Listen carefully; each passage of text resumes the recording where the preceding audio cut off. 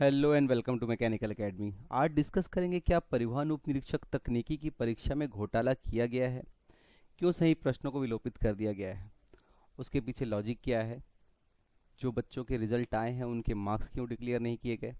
परीक्षा में बहुत सारी तरीके की चीज़ें हुई हैं, जैसे कि कार्बन कॉपी का ना दिया जाना और बहुत सारे प्रश्नों को विलोपित कर दिया जाना। इन सब चीज़ों को लेकर के जिन भी बच्चों ने एग्ज़ाम दिया था उन सभी बच्चों के मन में खूब सारे डाउट हैं, लगातार क्योरीज इनके लिए आ रही है। तो आज एक डिटेल्ड वीडियो इसी टॉपिक पर बनाने वाला हूँ कि क्या सच में ऐसा हुआ है कि इसमें कोई ना कोई स्कैम है, कोई घोटाला है, या फिर ये पूरा जेन्युइन एग्ज़ाम हुआ है, सब कुछ जेन्युइन तरीके से हुआ है। क्यों ऐसे कुछ क्वेश्चंस थे जिन पे डिबेटेबल हैं कि वो विलोपित करने जाने चाहिए थे या फिर नहीं किए जाने चाहिए थे। वन बाय वन सब पे चर्चा करेंगे बेटा। जितने भी क्वेश्चन विलोपित किए गए हैं आप लोगों के टेक्निकल डोमेन में, मैं सारे क्वेश्चंस का डिटेल सॉल्यूशन और क्या वो विलोपित किया जाना था या नहीं, इन पे वीडियो पे वन बाय वन चर्चा करूँगा। ये बाकी आपके ऊपर है कि आगे आप क्या निर्णय लेते हैं। रिजल्ट डिक्लेयर वैसे भी हो चुका है, मार्क्स किसी के बताए नहीं गए हैं कि किसका कितना मार्क्स आया है, बस इंटरव्यू के लिए 45 बच्चों को नॉमिनेट कर लिया गया है। ठीक है, तो हुआ ये है बेटा, देखो तीन मुख्य हमारे पास में टॉपिक हैं जो इस वीडियो को डिस्कशन करने के लिए हमारे पास में क्वेरीज आ रही हैं कि परीक्षा के बाद कार्बन कॉपी दिया क्यों नहीं गया, क्यों कार्बन कॉपी नहीं दिया गया है। ठीक है, तो किसी बच्चे को पता ही नहीं चलेगा कि उसने एग्जैक्टली कौन से आंसर कौन से क्वेश्चन पे लगाए हैं। अब ऐसा होता नहीं है जनरली कि हर किसी को याद हो कि उसने कितने क्वेश्चन अटेम्प्ट किए हैं, कितने क्वेश्चन में सही टिक लगाया, गलत टिक लगाया है। बाद में जो भी एग्जामिनेशन जो भी ले रहा है, पीएससी का एग्ज़ाम ले रहा था, उन्होंने जो भी आंसर की दिया है बेटा, उस आंसर की में जो भी उनका आंसर सही होता है गलत होता है, उन इतनी क्लैरिटी होती नहीं, क्योंकि परीक्षा में वैसे ही बहुत कम समय होता है। कार्बन कॉपी दिया जाना चाहिए क्योंकि उससे एक्यूरेट आप आकलन कर सकते हैं कि कौन सा ऑप्शन आपने चूज़ किया था, कौन सा पीएससी ने अपना आंसर दिया हुआ है। ये नहीं दिया गया, एक तो बहुत बड़ा पॉइंट ये है कि क्यों नहीं दिया गया। दूसरा पॉइंट कि इंटरव्यू के लिए चयनित अभ्यर्थियों के अंक क्यों नहीं बताए गए। बताना चाहिए ये चीज़ कि कितने अंक हैं, कितना कट ऑफ गया है और कौन कौन से कैटेगरी के किन किन बच्चों को कितने मार्क्स पर इंटरव्यू के लिए कॉल किया गया है। या आप जिसका सिलेक्शन नहीं हुआ है उस बच्चे का सिलेक्शन क्यों नहीं है, वो कितने अंक से पीछे रह गया। ये चीज़ बिल्कुल भी पीएससी ने नहीं बताया है। बस कुछ बच्चों का नाम आया है, 45 बच्चों का, और उनको इंटरव्यू के लिए फर्दर बुलाया जाएगा, एक डेट दिया जाएगा। अभी तक डेट दिया नहीं गया है। लगभग 14 क्वेश्चंस को विलोपित कर दिया गया है। मैंने खुद पर्सनली चेक किया है मैकेनिकल डोमेन के जितने भी क्वेश्चन हैं, वन बाय वन हम सारे क्वेश्चन को देखेंगे, सभी क्वेश्चन को देखेंगे। 90% क्वेश्चन ऐसे हैं जिनके आंसर बिल्कुल सही थे, जो पीएससी ने आंसर दिए थे, और जो कि लगभग जो भी बच्चा पढ़ाई कर रहा होगा, जो भी स्टूडेंट पढ़ाई कर रहा होगा, उन्होंने उस क्वेश्चन को सही बनाया होगा एग्ज़ाम पे, इतना मैं मानता हूँ। ठीक है, हम उस क्वेश्चन के बारे में चर्चा भी करने लगे इस वीडियो पे। हम एक वन बाय वन सारे क्वेश्चन देखेंगे। उन क्वेश्चन को विलोपित करने के पीछे का क्या तर्क है, ये अभी तक समझ नहीं आया है। इनको विलोपित करके किनको लाभान्वित करना चाहता है पीएससी, ये चीज़ अभी भी हिडन है। ठीक है, तो इन पे भी वन बाय वन चर्चा हम करेंगे। आप सबको मालूम है कि ये लोक सेवा आयोग के द्वारा ये सब कुछ जो हुआ था, मॉडल उत्तर जारी किए गए। मॉडल उत्तर जारी करने के बाद में दावापत्ती के लिए आपको कुछ समय मिला था। ठीक है, 4 सितंबर को ये ऑनलाइन स्टार्ट हुआ था कि ये जो भी आंसर इन्होंने दिया है उस पर आप दावापत्ती कर सकते हैं, और ये 13 सितंबर तक ये सब कुछ चला था। एक बड़ा पॉइंट यहाँ पर ये है बेटा कि प्रत्येक क्वेश्चन पे अभ्यर्थियों को प्रति प्रश्न ₹50 दावापत्ती का शुल्क भुगतान करना होगा। अब आप खुद सोचिए कि अगर ऐसे क्वेश्चन पे को विलोपित किया गया जिन पे दावापत्ती हुई है, और वो इतने आसान क्वेश्चन थे कि मैकेनिकल इंजीनियरिंग की जिसने भी ढंग से पढ़ाई की है वो जानता है कि इसके आंसर सही होंगे। मैं वापस रिपीट कर रहा हूँ, हम सारे क्वेश्चन को वन बाय वन देखेंगे। वो उन क्वेश्चन पे तो कभी दावापत्ती करेगा ही नहीं, क्योंकि उसको पता है कि ये क्वेश्चन बहुत बेसिक है और इस बेसिक क्वेश्चन का आंसर यही होगा। ऐसे कौन से बच्चे थे जिन्होंने उस पर दावापत्ती किया है प्रति क्वेश्चन ₹50 का भुगतान करके। उन क्वेश्चंस को उन्होंने दावापत्ती में डाला है, ना तो वो सिलेबस से बाहर थे, ना ही उनके क्वेश्चनों के आंसर गलत दिए गए हैं पहली बार में पीएससी के द्वारा। फिर भी कैसे ये व्यक्ति कौन से ये स्टूडेंट्स हैं जिन्होंने 50-50 रुपये प्रति क्वेश्चन प्रति प्रश्न दे करके उस पर दावापत्ती किया है। ये एक बड़ा पॉइंट है जिसको शायद बहुत लोग मिस कर जाएंगे। इसको जहन पर रखिएगा, हम आगे और चलते हैं, देखते हैं चीज़ों को। इसके बाद क्या हुआ कि वापस से एक संशोधित आंसर की आया, संशोधन कुछ हुआ नहीं, उन्होंने क्या किया कि सीधे सीधे 14 क्वेश्चन उठा करके विलोपित कर दिए। ठीक है, ये विलोपित करने का जो नया फैशन आया है पीएससी के पास, ये समझ से परे है, क्योंकि जिन बच्चों ने पढ़ाई की है, जिन्होंने स्कोर किया है, जिन्होंने सही क्वेश्चन को मेहनत करके सही टिक किया हुआ है, उनके वहाँ से अंक बनते हैं जो कि उनको सिलेक्शन की तरफ लेके जाते हैं। आप सीधे सीधे ऐसे क्वेश्चनों को हटा देंगे वहाँ से, ये किसी भी तार्किक कहीं से साउंड करता नहीं है। ठीक है, तो ये कुछ हुआ 26/9/2024 को एक नया आंसर की रिलीज इन्होंने किया, जिसमें इन्होंने लगभग क्वेश्चनों को क्या किया, विलोपित कर दिया है। आगे चलते हैं बेटा, देखते हैं ये क्या था जो विलोपित कर देने के बाद में जो आंसर की आया है, ये वो है। ठीक है, पहले जो आंसर की आया था ये वो है। हम सब पे 1 बाय 1 चर्चा करेंगे, देखते चलते हैं क्या होना है, क्या इन्होंने किया है। ये उन कैंडिडेट्स के नाम हैं, सभी को बधाइयाँ जिनकी इंटरव्यू के लिए जिन लोग सेलेक्ट हुए हैं, उन सबको बधाइयाँ। अभी तक हम आपको बिल्कुल भी इन भाइयों बहनों को संदेह घेरे पे नहीं ले रहे हैं, हम केवल पीएससी से ही ये सवाल पूछ रहे हैं, क्योंकि लगातार बहुत बच्चों की क्वेरी आ रही है कि ऐसा हुआ है तो क्यों हुआ है। इन सभी बच्चों को बहुत बहुत शुभकामनाएं। मगर एक चीज़ यहाँ पर आप देखिए, किसी का भी मार्क्स नहीं बताया गया है, केवल रोल नंबर और डेट ऑफ बर्थ बताया गया है, उनके मार्क्स नहीं बताए गए हैं। ठीक है, तो ये तो हो गया हमारा जो डिबेटेबल टॉपिक है, जो डाउट हमारे अंदर है, हमारे स्टूडेंट्स के अंदर है, और इस पर हम चर्चा करते हैं। ठीक है, तो चलो देखते हैं विलोपित प्रश्न जिनको किया गया है, जिन प्रश्नों को विलोपित कर दिया गया, उनका विस्तृत हल क्या है, 1 बाय 1 देखते हैं। ठीक है, चलो स्टार्ट करते हैं फिर। देखिए क्वेश्चन नंबर 2 मैं हल करा रहा हूँ बेटा सेट बी का। मेरे पास जो अवेलेबल है सेट, वो सेट बी है। उसके आपके पास जो भी सेट होगा उसके अकॉर्डिंग, क्योंकि क्वेश्चन सबके सेम है, बस नंबरिंग आगे पीछे हो सकती है, तो आप क्वेश्चन खुद समझ सकते हैं कि ये क्वेश्चन को विलोपित कर दिया गया है। क्यों किया गया, कैसे किया गया, किया जाना चाहिए था या नहीं, उस पर हम अब डिस्कस करने लगे हैं। ठीक है, तो चलिए 1 बाय 1 देखते हैं। ये सेट बी का है, रिपीट, ओके, ये सेट बी का है। तो क्वेश्चन नंबर 2 यहाँ से विलोपित किया गया। ठीक है, क्वेश्चन नंबर 2 पढ़ते हैं, थोड़ा समझते हैं क्या दिया गया था क्वेश्चन में। If the force of buoyancy is less than the weight of the displaced liquid, then the body will float, will sink down, will be submerged, all of the above। इसमें बेटा जो पहली बार आंसर लिया गया था, set B की बात हो रही है यहाँ पे, पहली बार आंसर लिया गया था बी को। ठीक है, जो कि मेरे हिसाब से बिल्कुल ठीक लिया गया था, क्योंकि आर्किमिडीज प्रिंसिपल क्या बोलता है बेटा, if the buoyant force is less than the object's weight, the object will sink। आपका क्वेश्चन क्या है, if the force of buoyancy is less, ठीक है, then the weight of the displaced liquid, then the body will, ठीक है, it will sink down। तो इन्होंने answer बिल्कुल सही लिया था, जो कि बिल्कुल सही आंसर भी है कॉन्सेप्ट के हिसाब से, आर्किमिडीज प्रिंसिपल के हिसाब से। पता नहीं इसके बाद क्या हुआ बेटा कि इन्होंने इस आंसर को क्या कर दिया, विलोपित कर दिया। ठीक है, इन्होंने आंसर नंबर 2 को विलोपित कर दिया। नेक्स्ट क्वेश्चन देखते हैं। देखिए question number 9, when measurement are required in 3 units the scale used is diagonal scale, plain scale, comparative scale, या फिर नन ऑफ द अबव। ये क्वेश्चन पूछा गया, इस क्वेश्चन को भी फर्दर विलोपित कर दिया गया। देखते हैं कि इसका आंसर क्या है। ये रेफरेंस मैं ले रहा हूँ बेटा, इंजीनियरिंग ड्राइंग की बुक है, बहुत फेमस बुक है, जो अपने हर किसी ने अपने इंजीनियरिंग में पढ़ी है, हर इंजीनियरिंग के बच्चे ने किताब पढ़ी है, एनडी भट्ट। ठीक है, एनडी भट्ट का पेज नंबर 55 आप चेक कर लेना, ऑथेंटिक सोर्स आपको बता रहा हूँ सारा कुछ मैं। इस पे आप क्लियरली देख पाएंगे डायगोनल स्केल होता क्या है।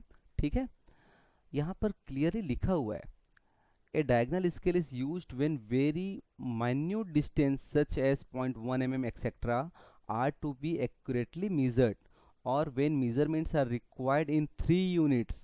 फोकस करना बेटा क्या लिखा हुआ है, when measurement are required in 3 units, for example decimeter, centimeter, mm, etc। ठीक है, इन्होंने डायरेक्टली बता के किताब में लिखा हुआ है, इसको पीएससी कैसे गलत लेता है, या फिर इनके पेपर सेट करने वाले कौन से विद्वान बैठे हैं वो हमको नहीं पता। उन विद्वानों की ही आज बेटा क्लास लेते हैं। ठीक है, कि आपका क्वेश्चन क्या था, when measurement are required in 3 units the scale used is, क्या होना चाहिए आंसर, ए आंसर होना चाहिए, डायगोनल स्केल। क्या आंसर पहले दिया था इन्होंने, देखो 9th का ए आंसर ही दिया था बेटा। ठीक है, बाद में इन्होंने क्या किया, विलोपित। ठीक, समझ पा रहे हो आप चीज़ों को। नेक्स्ट क्वेश्चन देखो, नेक्स्ट क्वेश्चन, क्वेश्चन नंबर 13 को विलोपित किया गया। In fusion welding process, option number 1 only heat is used, option number B only pressure is used, option number C combination of heat and pressure is used, on option number D is none of the above। चलिए थोड़ा इसका भी पंचनामा करते हैं, थोड़ा इसका postmortem करते हैं। ये बेटा जेन्युइन किताब से है, ठीक है। आपने भी अगर इंजीनियरिंग कर रखी है, गेट की, इंजीनियरिंग सर्विसेज की, स्टेट सर्विस एग्जाम्स की, या फिर SSC JE etcetera an exam अगर तैयारी किया होगा, तो घोष एंड मलिक की बुक के बिना तो एग्ज़ाम की तैयारी होती नहीं है। ये बुक आप में से मैक्सिमम के पास ये बुक होगी, ठीक है। उसी बुक का बेटा ज्वाइनिंग प्रोसेस के पेज नंबर 273 एंड 279 से मैं कंटेंट निकाल के आपको दे रहा हूँ। देखिए ज्वाइनिंग प्रोसेसेस, ठीक, ये पेज नंबर 276 का पोर्शन। यहाँ पर लिखा हुआ है, देखो बेटा, लिक्विड स्टेट एटॉमिक बॉन्डिंग है, ठीक है। इसी को कमल में बोलते हैं फ्यूजन वेल्डिंग बोलते हैं। फ्यूजन वेल्डिंग में बेसिकली दो टाइप की चीज़ें आती है, electric and chemical. They are both the sources of energy, sources of heat, ठीक। इलेक्ट्रिक के अंदर आते हैं arc welding, induction welding, resistance welding. Chemical के अंदर आते हैं गैस वेल्डिंग, थर्माइट वेल्डिंग, ठीक है। इन सब में जो सोर्स ऑफ एनर्जी है वो हीट होता है बेटा, ठीक है। प्रिंसिपल ऑफ फ्यूजन या फिर लिक्विड स्टेट वेल्डिंग, यहाँ पे सब कुछ डिटेल में लिखा हुआ है, ठीक है। कहीं पर भी प्रेशर का कोई लेना देना नहीं है, ठीक है। कहीं पर प्रेशर का लेना देना नहीं है। जो भी मेनली सोर्स ऑफ एनर्जी है वो क्या है, हीट एनर्जी है, ठीक है। The most common source of heat includes electrical arc, जो इलेक्ट्रिकल जो आर्क वेल्डिंग आपका इलेक्ट्रिकल वेल्डिंग के जो इसके अंदर आता है। The chemical flame in gas welding, gas welding के अंदर जो केमिकल फ्लेम यूज़ करते हैं हम लोग। And exothermic chemical reaction, thermite welding, यहाँ पर भी हीट इन्वॉल्व है बेटा। And electric resistance heating as electrodes electroslag and other resistance welding processes। the general characteristics of these heat sources are now discussed। वो फर्दर बुक में बताया गया है। बट मेन बात ये है कि इन दोनों में ही बेटा जो मेन सोर्स ऑफ एनर्जी है वो क्या है, हीट है। केमिकल भी जब आप केमिकल जब प्रोसेस की तरफ थ्रू जाते हैं तब भी यहाँ पे सोर्स ऑफ एनर्जी हीट ही होता है, ठीक है। हीट लिबरेट होता है, उसके थ्रू फिर आपकी वेल्डिंग प्रोसेस होती है, जॉइनिंग प्रोसेस इस तरीके से कैरिड आउट होती है। कहीं पर भी प्रेशर का कोई लेना देना है नहीं बेटा, ठीक है।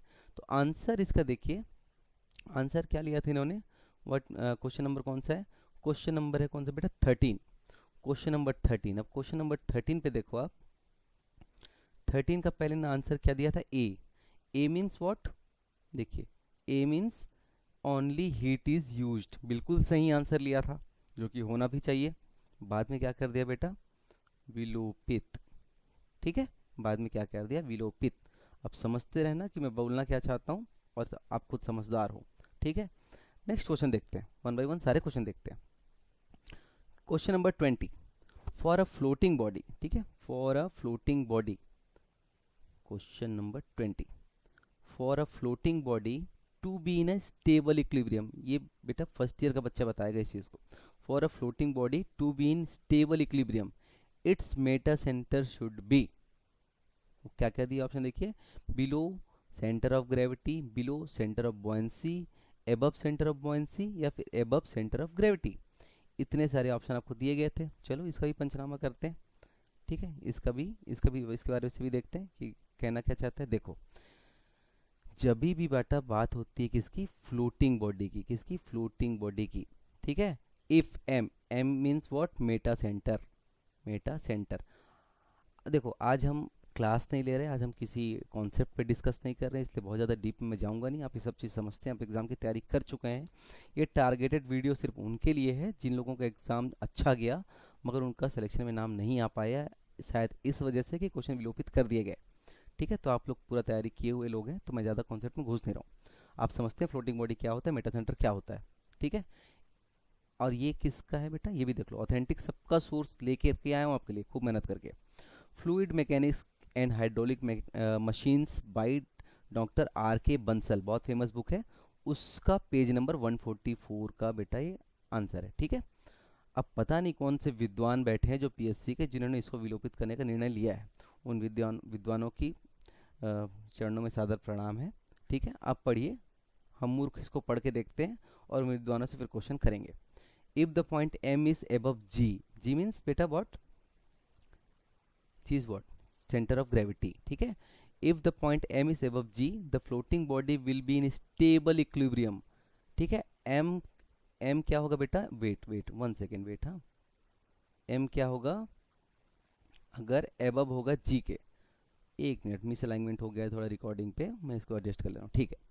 if point m if point m is above g if point m is above g then it will be at stable equilibrium, ठीक है।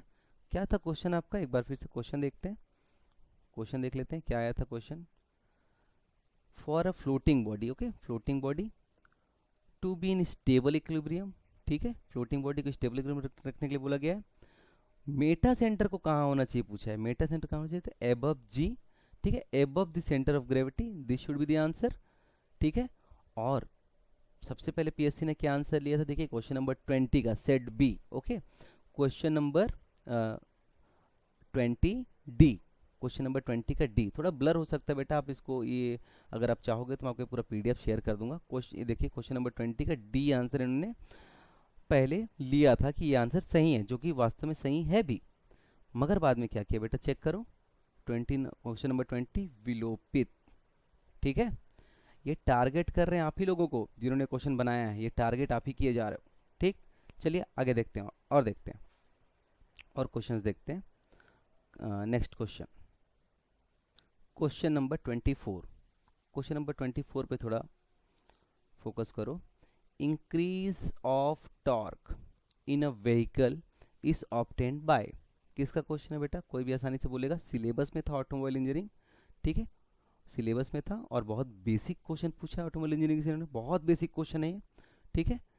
अब इसमें क्या पूछा इन्होंने, इंक्रीज ऑफ टॉर्क, ठीक, in a vehicle is obtained by decreasing in speed, decreasing power, increasing power, none of the above, ये option है। देखो 24 में क्या इन्होंने ऑप्शन लिया है, 24 में देख लीजिए आंसर क्या लिया है, 24 में इन्होंने आंसर लिया है ऑप्शन नंबर ए, ठीक है, ऑप्शन नंबर ए। तो चलो पहले हम लोग खुद समझ लेते हैं कि सच में ऐसा होता भी है कि नहीं है। ये बेटा किस बुक से कंटेंट आया है, बुक है ऑटोमोबाइल इंजीनियरिंग की बाय डॉक्टर कृपाल सिंह। ये बुक भी आप सब ने अपने इंजीनियरिंग में पढ़ा है, आपने इंजीनियरिंग के दौरान इस कृपाल सिंह बुक को आप अपने हर किसी ने पढ़ा है, ठीक है। CSVT के सिलेबस में सबसे फेमस बुक है डॉक्टर कृपाल सिंह की। यहाँ इन्होंने बुक के अंदर भी कॉन्सेप्ट की लाइनों में भी और अपने MCQ में भी क्वेश्चन डाल कर रखा है। क्वेश्चन नंबर 2 जरा पढ़िए क्या लिखा हुआ है, increase of torque in a vehicle is obtained bye, अब थोड़ा वापस चलते हैं अपने क्वेश्चन पे, increase of torque in a vehicle is obtained bye, same question, ठीक है, वर्ड टू वर्ड सेम आया हुआ है, वर्ड टू वर्ड सेम है। अब ये डॉक्टर कृपाल सिंह से भी विद्वान व्यक्ति बैठे हुए हैं PSC में, उनसे विद्वान व्यक्ति वहाँ पे हैं, हम मान के चलते हैं। क्वेश्चन नंबर 24 का आप देखो आंसर, ठीक है, क्वेश्चन नंबर 2 का आंसर यहाँ दिया हुआ क्या, ए आंसर, जो कि बिल्कुल सही भी है। आप स्पीड डिक्रीज करोगे, आपकी बाइक जब चलती बेटा तो लो स्पीड्स पे टॉर्क बहुत ज़्यादा होता है, ठीक है, जानते हो आप, सबसे ज़्यादा पावर कब लेता है गाड़ी, जब लो स्पीड में होता है, जब हम स्टार्ट करते हैं बाइक उस समय टॉर्क क्या होता है, बहुत ज़्यादा लगता है, ठीक है, बाइक को इनर्शिया से उठा करके स्पीड में लाने के लिए, मोशन में लाने के लिए, उस समय स्पीड कम होती है, इसको कोई बच्चा भी बताएगा, मगर आप लोग बेवकूफ़ हो जो ये सही आंसर लगा के आए हो, ज्ञानी तो वो बैठे जो उसको विलोपित करते हैं।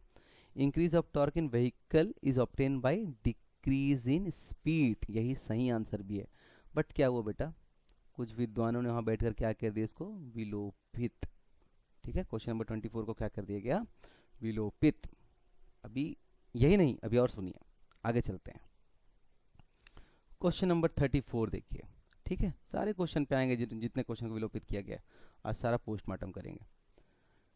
The purpose of gearbox in an automobile is to, same question, ठीक है, सेम बुक से हम देखते हैं, बुक देखिए डॉक्टर कृपाल सिंह की बुक है, ऑथेंटिक बुक है, जेन्युइन बुक है, विथ वेरी लेस एरर, ठीक है, विथ वेरी लेस एरर। और आप इस क्वेश्चन को डाल करके बेटा, मेरा तो काम था आप लोगों के लिए जेन्युइन कंटेंट लेके करके आना, इसलिए मैंने मेहनत करके हर एक किताब को अरेंज करके उनका कंटेंट निकाला है। आप सिंपली इन क्वेश्चन को गूगल पे भी सर्च करेंगे ना, किसी न किसी एग्जाम में पूछे गए हैं विथ सेम आंसर जो PSC ने पहली बार में दिया है, पता नहीं उसके बाद उनके मन में क्या ऐसा प्रेरणा आया कि उनको विलोपित कर दिया जाए। देखो कृपाल सिंह बुक का ही ये कंटेंट है, chapter number 1 topic the transmission system, page number 5 and 20, इसमें दोनों में दिया गया, पेज नंबर 5 का कंटेंट है, पेज नंबर 20 का कंटेंट है। पेज नंबर 5 में क्या दिया गया है देखो बेटा। क्वेश्चन क्या था एक बार फिर से देख लो। क्वेश्चन था the most, sorry sorry sorry sorry माफ़ करना, वापस चलते हैं।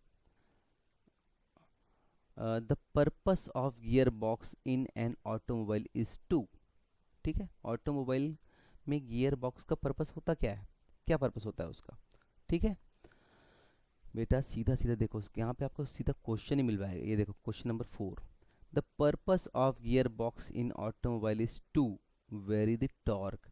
इसको टॉर्क से लेना देना होता है बेटा, गियर बॉक्स को वो टॉर्क वेरी करता है, ठीक है। यहाँ लिखा भी हुआ है the transmission system consist of clutches a gearbox also called transmission giving 4 और 5 और 6 even 6 different ratios of torque output to torque input. इसका काम ही है टॉर्क को वेरी करना, ठीक है, गियर बॉक्स का काम ही है टॉर्क को वेरी करना। जो क्वेश्चन दिया गया था क्वेश्चन डायरेक्ट उठा के आया। क्वेश्चन नंबर 4 का आंसर चेक कर लो, बी, ठीक है, बी। यहाँ very torque, this is the purpose. But क्या किया हमारे विद्वानों ने भाई, देखो क्वेश्चन नंबर क्या था, ये क्वेश्चन नंबर है 34, सेट बी के हिसाब से। आपके सेट में ये अलग होगा अगर आपने अलग सेट दिया है तो, ठीक है, but question remain the same, आप चेक कर लेना। क्वेश्चन नंबर 34 का बी आंसर बिल्कुल सही दिया था पहले पीएससी ने, बट उसके बाद पता नहीं इनके मन में कौन सी प्रेरणा आई, इसको फिर से क्या कर दिया इन्होंने, बिल्कुल सही विलोपित, ये विलोपित हो गया।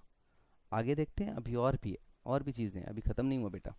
क्वेश्चन नंबर 36 एंड 38 देखिए। 36 when a rectangular beam is loaded transversely the maximum compressive stress develops on, ठीक है।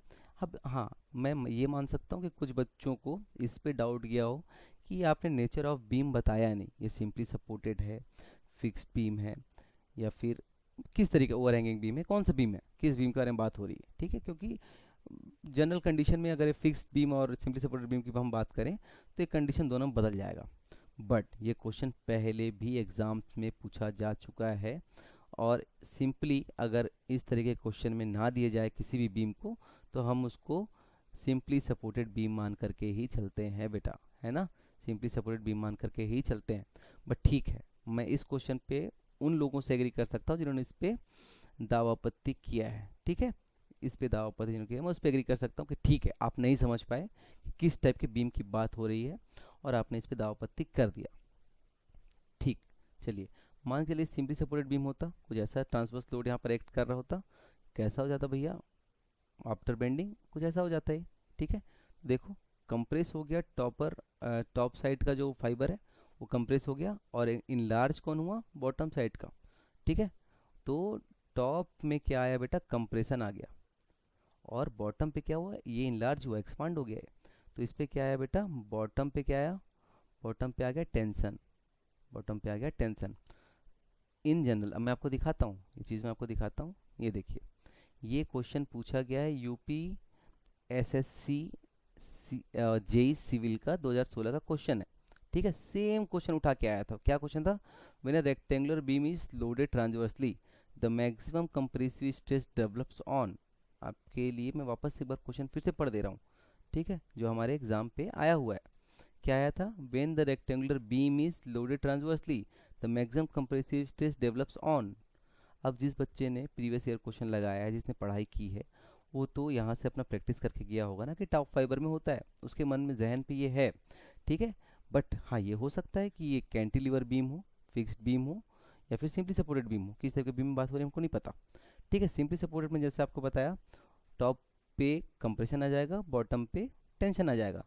जो कि आंसर लिया था पहले टॉप फाइबर, यानी कि क्वेश्चन नंबर हमारा है 36 पे, ऑप्शन नंबर बी को पीएससी ने, ठीक है। कौन सा क्वेश्चन है बेटा, क्वेश्चन नंबर 36, क्वेश्चन नंबर 36 पे देखो, ऑप्शन नंबर बी को पीएससी ने पहले सही माना, उसके बाद क्या कर दिया बेटा, विलोपित, ठीक।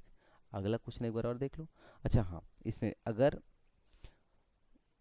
आपको नहीं क्लियर हो पाया एग्जाम में, जिन्होंने भी दावापत्ति किया है, ठीक है, उस चीज़ को हम समझते हैं कि हो सकता है कि इस टाइप के बीम में आपको कन्फ्यूज़न हो गया हो कि कौन सी तरीके का बीम है, उसके हिसाब से फिर अगर आप क्लियर करो तब हम एक्सप्लेन बेटर कर सकते हैं कि किस तरीके का अलग अलग फाइबर पे स्ट्रेस आएगा, टेंशन या कंप्रेशन। देखो एक चीज़ और भी है, यहाँ पर लिख दिया भी, इन्होंने भी लिखा हुआ है इस चीज़ को कि note, it is an official question, there is no clear mention of the type of the beam, so we assume it as a simply supported, but we explain for the both types of beam. हमने इस दोनों type का beam के लिए explain कर दिया है, but जब भी ऐसा कुछ होता है उसको आप सिंपली सपोर्टेड बीम लेकर के चलिए। हुआ क्या, इन्होंने इसको कर दिया उठा के चुपचाप से विलोपित। ठीक है, चलो ठीक है, कोई बात नहीं। 38 नंबर क्वेश्चन देखते हैं। 38 कहाँ है? This 38 number of question, the most commonly used criteria for measuring forecast error. अब जिसने भी फोरकास्टिंग पढ़ी है उसको ये बात अच्छे से पता है कि मोस्ट कॉमनली यूज्ड क्राइटेरिया जो होता है वो कौन सा होता है।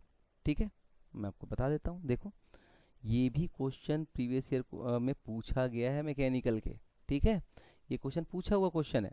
ठीक, टेक्स्ट बुक आपको सबको पता है, आप इसको क्वेश्चन को कॉपी पेस्ट करिए, आपको मिल जाएगा कौन से क्वेश्चन कौन से एग्जाम पे पूछा गया, एग्जाम पे ये क्वेश्चन को। मीन स्क्वायर एरर जो होता है बेटा, मीन स्क्वायर एरर, ठीक है, यानी कि इसके हिसाब से आपका ऑप्शन नंबर कौन सा हो गया? Mean square error, option number A. ये होता है most commonly used criteria for the measuring forecast error. ठीक है, क्या लिया था 38 में ना? ऑप्शन नंबर ए, यानी कि सही ऑप्शन लिया था। बाद में क्या कर दिया बेटा? विलोपित। बाद में क्या कर दिया? विलोपित। जो भी पढ़ाई की है बेटा उनको सबको पता है कि उन्होंने ठीक लगाया है। ठीक है, आप ये देख लो, मैं सब कुछ यहाँ पे लगा दिया, वीडियो पॉज करके आप पढ़ लो। ठीक है, ये सारा कुछ दिया हुआ है, आप बुक उठा करके पढ़ेंगे आपको मिल जाएगा सारा चीज़। यही मोस्ट कॉमनली यूज्ड क्राइटेरिया है। ठीक है, किसको मेजर करने के लिए? एरर को, फोरकास्टिंग एरर को। बट विद्वानों ने क्या कर दिया, इसको भी बेटा कर दिया विलोपित। चलिए आगे और क्वेश्चन देखते हैं। Question number 49। शायद ही कोई बच्चा होगा जिसने गेट की तैयारी की हो और उसको मैक्सवेल इक्वेशन याद ना हो। तपस्वी, शायद बहुत सारे लोगों को ट्रिक याद हो। तपस्वी, जिनको भी याद है, नहीं भी याद है, तब भी आपने थर्मोडायनेमिक रिलेशनशिप में सबसे पहला रिलेशनशिप तो यही होता है जो हम याद करते हैं, है ना? मैकेनिकल इंजीनियरिंग में अगर आप कोई कॉम्पिटिशन एग्जाम लिख रहे हैं तो मैक्सवेल इक्वेशन आपसे पूछा ही जाएगा, और कहीं से भी आउट ऑफ द सिलेबस नहीं पूछा गया है, ये सिलेबस के अंदर का टॉपिक है। क्या क्वेश्चन है? For a simple compressible system VSP&T are specific volume, specific entropy, specific pressure and temperature respectively as per Maxwell's relation dV by del V by del S P at constant P is equal to, ये पूछा गया है। अब बेटा mechanical engineering में thermodynamics का जो बाप है वो पी के नाग है ना? पी के नाग के पेज नंबर 385 पे 4th एडिशन में आपको ये चीज़ साफ साफ मिल जाएगी। अब बात अलग है कि पीएससी में बैठे हुए जो ज्ञानी है वो पी के नाग को भी शायद कुछ समझते नहीं हैं। पी के नाग भी उनके लिए कोई ऐरा गहरा इंसान ही, आलतू फालतू घूमने वाला कोई इंसान होगा। उनको बताओ ये कौन है पी के नाग, आप लोगों को बताना चाहिए। बहुत ठंडे पड़ चुके हैं यार मैकेनिकल वालों, तुम बहुत ठंडे पड़ चुके हो, तुम सबके सब ठंडे पड़ चुके हो, और यही कारण है कि तुम्हारे पास आज जॉब नहीं है, वैकेंसी नहीं है। अगर तुम्हारे अंदर आज गर्म खून होता, जिंदा होते तुम लोग, तो आज वैकेंसी तुम्हारे लिए क्रिएट हो रही होती। शांत बैठ गए हो, इधर उधर हर किसी की वैकेंसी में मुंह मारना आम बात हो गया मैकेनिकल वालों के लिए। अपने ब्रांच की कदर करो, ठीक है? लड़ो अपनी चीज़ों के लिए, यहाँ गलत दिखता है राइज और वाइज बोलना सीखो, नहीं तो ऐसे ही बैठे रहो। चलने दो, जैसा भी है निकलने दो उम्र, कोई जॉब तुमको मिलनी भी नहीं है अगर गलत देखे, गलत बोलना नहीं आता तुम लोगों को तो। ठीक है, पेज नंबर 385 पे पी के नाग के बुक में लिखा हुआ है थर्मोडायनेमिक रिलेशनशिप, टॉपिक है चैप्टर नंबर 11। आप यहाँ से देख लेना पढ़ के, ये पूछा गया था, ये देखो ये सामने में आपके। ठीक है, del V by del S at constant V is equal to del T by del P at constant S, लेकिन एंट्रोपी। ठीक है, क्या आंसर दिया था बेटा, जरा चेक करो। ये देखो कहाँ गया, sorry wait, next question, this one. Option number B is the correct answer here, del T by del P at constant S, this should be the answer. But कौन सा क्वेश्चन है? 49। देखो थोड़ा चेक करो 49 पे क्या हुआ है। क्वेश्चन नंबर 49 चेक करो बेटा, पहले ऑप्शन बी इन्होंने सही लिया था, ऑप्शन बी देखो कहाँ गया, वेट, हाँ ऑप्शन बी इसका अगला क्वेश्चन है,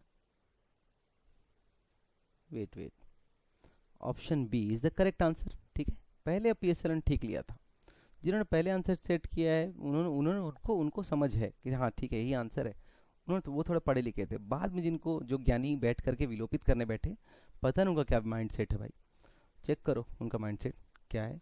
49 का उन्होंने क्या कर दिया, उठा करके सीधे सीधे विलोपित। आप सब बेवकूफ़ हो, नहीं आता इसलिए विलोपित किया जाता है क्वेश्चन को, ठीक है। इनका सीधा सीधा कहना यही है, आप सब बेवकूफ़ हो। और चलो आगे देखते हैं, और चलो आगे देखते हैं क्वेश्चन। क्वेश्चन नंबर 50 देखो, metal extrusion process is generally used for producing. Extrusion process के बारे में बात कर रहा है, इसने किसी भी स्पेसिफिक नाम को लिया ही नहीं कि कोल्ड एक्सट्रूजन है, हॉट एक्सट्रूजन है, फॉरवर्ड एक्सट्रूजन है, बैकवर्ड एक्सट्रूजन है, इम्पैक्ट एक्सट्रूजन है, किस तरह के एक्सट्रूजन। ये जनरली एक्सट्रूजन प्रोसेस के बारे में बात कर रहा है क्वेश्चन, कोई भी बच्चा देख के बताएगा, ठीक है। आप सबको ही पता है, जो आपके घर में जो टूथपेस्ट का जो ट्यूब रखा हुआ है, इससे जब पिचक करके इस तरफ से टूथपेस्ट बाहर निकालते तो क्या होता है, एक्सट्रूजन प्रोसेस है ये, ठीक है। कांस्टेंट क्रॉस सेक्शन का थ्रू आउट द लेंथ आपको मटेरियल प्रोडक्ट जो होता है वो मिलता है इसमें। वो हॉलो भी हो सकता है बेटा, और वो हो सकता है क्या, सॉलिड भी, दोनों हो सकता है। हॉलो कैसे होगा, चलिए इसको भी आपके लिए लेके आया हूँ मैं, सब कुछ 1 बाय 1 देखते हैं। ये देखो, कहीं इधर उधर से नहीं है, सब कुछ ऑथेंटिक जगह से है, ठीक है। पी.एन. राव की बुक आपने सबने सुनी है, सबने गेट इंजीनियरिंग से तैयारी में इस बुक को प्रीफर किया ही होगा। Manufacturing science by P N. Rao, volume 1, 4th edition, page number 280, 281, 282 and 283। जाकर के पढ़िए और बताइए उन मूर्खों को जिन्होंने इसको विलोपित किया है। एक्सट्रूजन बेटा 2 टाइप का होता है, हॉट एंड कोल्ड एक्सट्रूजन, ठीक है। हॉट में भी फॉरवर्ड होता है, बैकवर्ड होता है, कोल्ड में भी फॉरवर्ड होता है, बैकवर्ड होता है। फॉरवर्ड एक्सट्रूजन में हाइड्रोस्टैटिक एक्सट्रूजन आता है, सॉरी माफ़ करना। बैकवर्ड में cold extrusion, forging and impact extrusion, दोनों आते हैं। ये जो इम्पैक्ट एक्सट्रूजन है बेटा, इससे क्या बनाए जाते हैं, केन्स बनाए जाते हैं। केन जो आप कोल्ड ड्रिंक पीते हो ना केन में, हाँ वो केन क्या है बेटा, इम्पैक्ट एक्सट्रूजन से बनाए जाते हैं, है ना। वो एल्युमिनियम अलॉय के हो गए, ठीक है। और भी केन्स बनाए जाते हैं। देखो यहाँ पर सब कुछ लिखा हुआ है। By the extrusion process is possible to make components which have a constant cross section over any length as can be had by rolling process, ठीक है। constant cross section का ओवर द इंटायर लेंथ आप कोई भी component को extrude कर सकते हो, बना सकते हो, ठीक है। अब देखो लिखा भी हुआ फॉरवर्ड कोल्ड एक्सट्रूजन के बारे में, कहाँ है फॉरवर्ड, ये फॉरवर्ड और कोल्ड एक्सट्रूजन के बारे में लिखा हुआ है, ठीक है। Applications are what, applications are cans, can बना सकते हो, ठीक है। एल्युमिनियम के ब्रैकेट्स बना सकते हो, shock absorber, cylinders, rocket motor heads, etcetera etcetera. वैसे ही बैकवर्ड कोल्ड एक्सट्रूजन कौन सा है, ये बैकवर्ड कोल्ड एक्सट्रूजन, इसके बारे में बात हो रही है, ठीक है। इम्पैक्ट एक्सट्रूजन भी यहीं पर ही आता है, ये वाला, ठीक। इनसे भी क्या बनता है बेटा, कोलेस्ट्रिबल ट्यूब्स, यानी कि आपका जो आपका भी टूथपेस्ट है वो एक तरीके का कोलेस्ट्रॉल ट्यूब ही है, ठीक है। और आप क्या बना सकते हो, ये इम्पैक्ट एक्सट्रूजन से ये सब कोलेस्ट्रॉल ट्यूब बनते हैं, हॉलो ट्यूब होता है वो, ठीक। और उससे जो हॉलो ट्यूब होता है, इसको बना सकते हो, इसे आप डिज़ाइन कर सकते हो। देन यहाँ लिखा हुआ है, देखिए where it is this one, कि एप्लीकेशंस ऑफ केन्स, केन बना सकते हो। बताने का मतलब ये था बेटा कि सॉलिड एंड हॉलो दोनों तरीके के प्रोडक्ट आप बना सकते हो, बट कंडीशन क्या है, over the entire length same cross section आपको मिलेगा, ठीक है।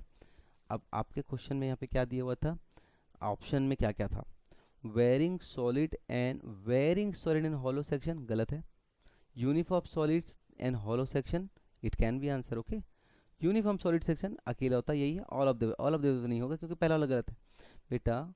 Uniform solid and hollow section extrude किया जा सकता है मेटल एक्सट्रूजन प्रोसेस से। 50 में क्या आंसर दिया हुआ था इन्होंने, देखो 50 में डी आंसर दे दिया था इन्होंने, ऑल ऑफ द अबव, जो कि पहले ही गलत था। तो पहले ही गलत था तो फिर इनको इस क्वेश्चन को करेक्ट करके सही आंसर देना चाहिए था, कि जिन्होंने सही ऑप्शन लगाया है उनका फ़ायदा हो, जिन बच्चों ने मेहनत करके पढ़ाई करी है उन बच्चों का फ़ायदा हो। इन्होंने खुद गलत आंसर दिया था, तो गलत आंसर को करेक्ट करके जब दावापत्ती हुआ है तो इनको सही आंसर को चूज़ करना था, बट इन्होंने नहीं किया। मैं सारा रिसर्च करके एक एक चीज़ आपके सामने साक्ष्य रख रहा हूँ, बाकी डिसीजन आपके ऊपर है। ठीक है। इस ये दोनों पे मज के पचड़े में ना पढ़ के उन्होंने क्या किया, सीधा सीधा क्वेश्चन नंबर 50 को विलोपित, हटा दो, अपनी गलती मत मानो, बाहर में जाओ। ठीक है। आप हम सब जो भी तैयारी करते हैं, जो आप लोग सब बच्चे लोग तैयारी कर रहे हो, बाहर में जाओ, सीधे सीधे यही बोला जाता है पीएससी के द्वारा। सिलेक्शन लो ना लो उनको कोई फ़र्क नहीं पड़ता।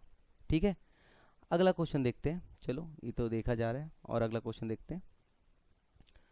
ये हो गया बेटा। अगला क्वेश्चन देखो, क्वेश्चन नंबर 76 देखो। एक न्यूमेरिकल आया था प्यारा सा, ये same numerical previous year question में पूछा भी गया है, slightly different data.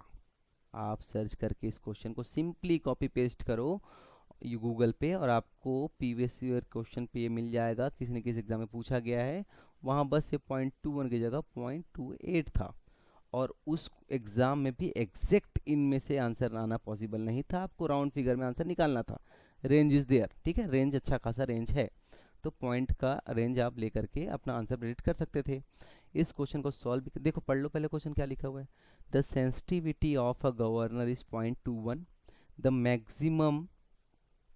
maximum equilibrium speed and maximum is given to you 80 rpm, and the mean equilibrium speed and mean, ठीक है, average and mean average speed आपको दे दिया गया है 70 rpm। आपको क्या पूछा गया, then the maximum equilibrium speed is, and maximum is what, ये पूछा गया है। सेंसिटिविटी आपको दे दिया गया है, चलो देख लो, ये भी आपके लिए लेके आया हूँ, कुछ भी नहीं छोड़ा गया है। गिवन डेटा आपको ये सब मालूम है, सेंसिटिविटी पता है, एन मैक्स पता है, एन मीन पता है। क्या फॉर्मूला होता है बेटा, range of speed divide by mean speed, ठीक है। 80 minus N mean divide by 70, इसको थोड़ा सॉल्व करोगे, आप सब मैथमेटिक्स के स्टूडेंट हो, इजीली कर लोगे। 0.21 is equal to this much divide by this much, और बस हल्का सा सॉल्व करो, मैनुअली सॉल्व करना इजी है, टाइम सफिशिएंट था एग्जाम पे, anyone can solve this, ठीक है। जिसको भी ये फॉर्मूला पता है वो सॉल्व कर सकता है, ठीक है। और ये बहुत बड़ा फार्मूला तो था नहीं, रॉकेट साइंस का फार्मूला, जिसने भी गवर्नर पढ़ा है फार्मूला सबको याद है, ठीक है। आपका 65.3 आंसर यहाँ से बेटा आ जाता, सिंपल कैलकुलेशन से। आप उसको राउंड फिगर में 65 आरपीएम लेकर के अपना आंसर अगर टिक जी आपने किया हुआ है, तो कौन सा बहुत बड़ा अपराध करके आए हैं आप लोग एग्जाम पे। 65 आरपीएम आंसर होना चाहिए था। अच्छा, इसका आंसर इन्होंने लिया क्या था, देखो 76 कहाँ है, 76, चलिए लेके चलते हैं 76 क्वेश्चन पे। आपको ये सेट बी की बात हो रही है बेटा, सेट बी यहाँ पर है, सेट बी यहाँ पर है ना, ये आफ्टर का है बिफोर का है, यानी कि ये विलोपित कर देने के बाद का है। पहले 76 में इन्होंने क्या आंसर लिया था, ए, बुद्धिमान व्यक्तियों ने आंसर दिया था, यानी कि ऑप्शन ए 65 आरपीएम बिल्कुल सही आंसर दिया था। मगर उसके बाद आए कुछ और बुद्धिमान व्यक्ति, जिन्होंने 76 पे क्या कर दिया बेटा, देखो विलोपित। समझ रहे हो क्या बोलना चाह रहा हूँ, अभी और समझो, और क्वेश्चन आगे। क्वेश्चन नंबर 78, ध्यान से पढ़ो।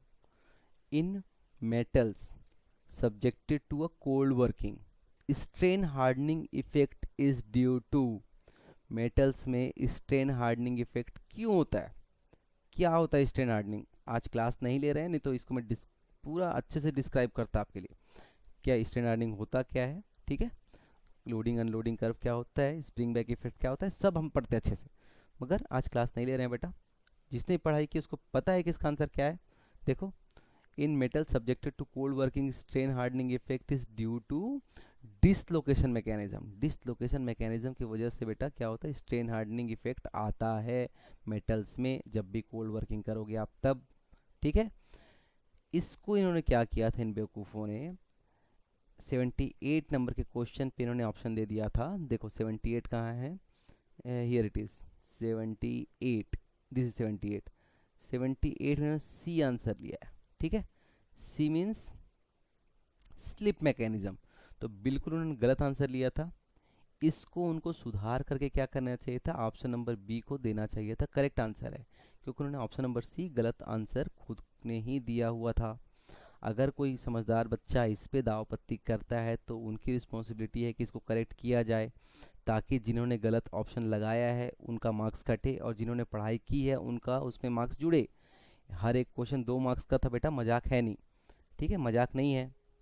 सब अभी घूम रहे हो, किसी के पास जॉब नहीं है तुम्हारे हाथ में, ठीक है, और ऐसे ही घूमते रहोगे, अगर कुछ नहीं बोल पाओगे कभी तो लड़ना सीखो। छोटे एक एक नंबर पे पॉइंट पॉइंट पे सिलेक्शन और रिजेक्शन है बेटा, समझो इस चीज़ को। 78 का सी लिया, ठीक है, इसको करेक्ट करके इनको सही आंसर लेना चाहिए था, बट इतना करने का दिक्कत कौन पाले बेटा, है ना।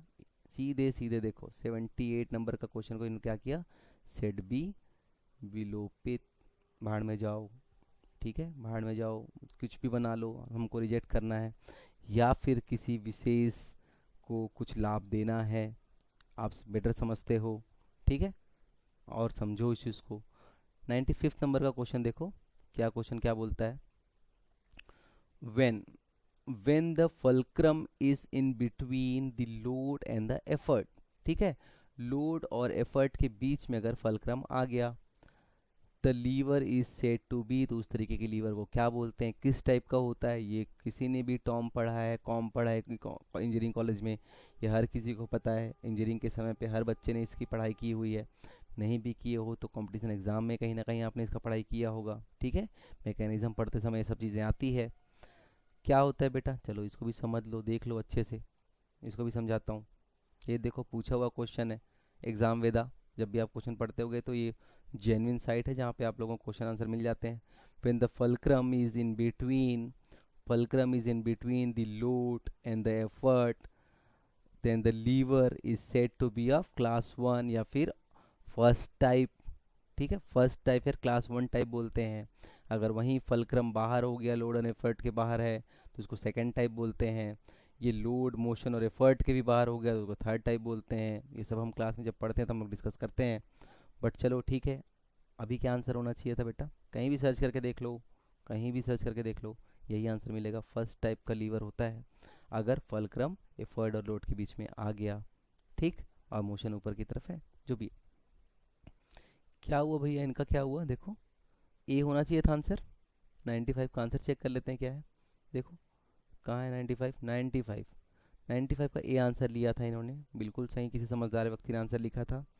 मगर किसी बेवकूफ़ बच्चे ने या फिर कोई मंशा के वश किसी बच्चे ने इसको 50 रुपये दे करके, 50 रुपीज़ प्रति क्वेश्चन दे करके क्या किया कि इस पे दावा आपत्ति किया है।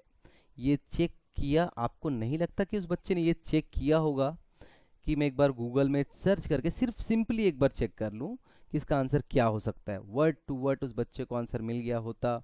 मगर शायद वो बहुत धनी व्यक्ति है, ठीक है, जिसके पास में हर प्रत्येक क्वेश्चन के लिए 50 रुपये थे। वो लगा करके उस बच्चे ने क्या किया, बिना कुछ सोचे ना समझे, आओ देखा ना था, और उसने क्या किया, इस पे दाव पत्ती ठोंक दिया बेटा। और उतने ही बुद्धिमान बुद्धिजीवी व्यक्तियों ने क्या किया, उसको विलोपित भी कर दिया। देखो 95 नंबर क्वेश्चन को क्या कर दिया, विलोपित। अब शायद मेरे बातें आपको समझ में आ रही होगी।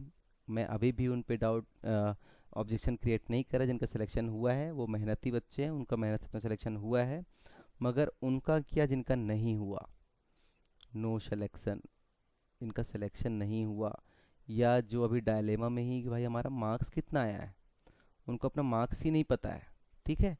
और अगर कोई मार्क्स आपके पास आ भी जाता है, कितना परसेंट श्योरिटी है कि आपका वही मार्क्स है, आपको कार्बन कॉपी मिली है क्या, क्या आपको हर किसी को आपका OMR शीट दिया जाएगा क्या, या उन सभी बच्चों के OMR शीट्स आप सीख कर सकते हो क्या, ठीक, OMR शीट आप उन बच्चों के मांग सकते हैं क्या जिन बच्चों का सिलेक्शन हुआ है। क्या वो PSC सबके OMR शीट देने के लिए तैयार होगा। कुछ क्वेश्चन है बेटा, सोचो, बैठ करके सोचो और अच्छे से सोचो और निकालो सॉल्यूशन, क्या निकाल सकते हो, डिस्कस करते हैं फिर इसके बारे में।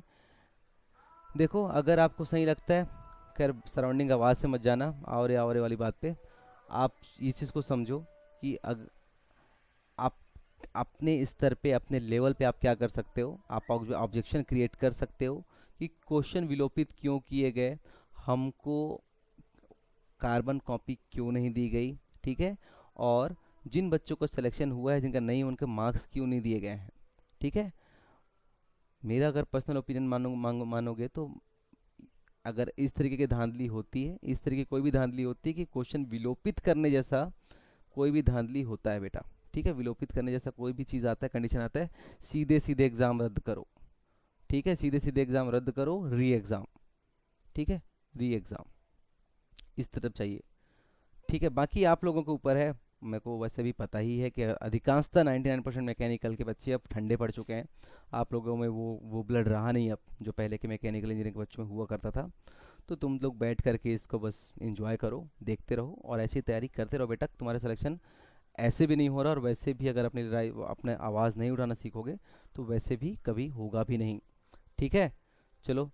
बाकी ये सबके लिए शुभकामनाएं हैं जिनका सिलेक्शन हुआ। अगेन मैं आप पे कोई क्वेश्चन नहीं उठा रहा हूँ। आप सबको ऑल द बेस्ट इंटरव्यू के लिए। और जिनका नहीं हुआ है बेटा, थोड़ा समझो, ठीक है, चीज़ों को समझो कि आपके साथ हो क्या रहा है। चलिए मिलते हैं फिर किसी और वीडियो में, डिस्कस करते हैं। अगर किसी को ये सब का डिटेल चाहिए हो कि अगर आप कहीं हाई कोर्ट में कोई केस करना चाहता हो, कोई याचिका दायर करना चाहता हो, या फिर किसी भी तरीके से पीएससी से जानकारी करना मांगना चाहता हो, हर एक क्वेश्चन का जेन्युइन ऑथेंटिक मेरे पास में आंसर है, जो कि सही आंसर है, वर्ड टू वर्ड सही आंसर है, मैं आपको भेज दूंगा। उसके बेसिस पे अगर आप कुछ करना चाहें तो कर सकते हैं। बाकी सब आपकी समझदारी पे डिपेंड करता है। चलिए मिलते हैं किसी और वीडियो में, तब तक के लिए खुश रहो, पढ़ते रहो और मस्त रहो। Bye bye, see you.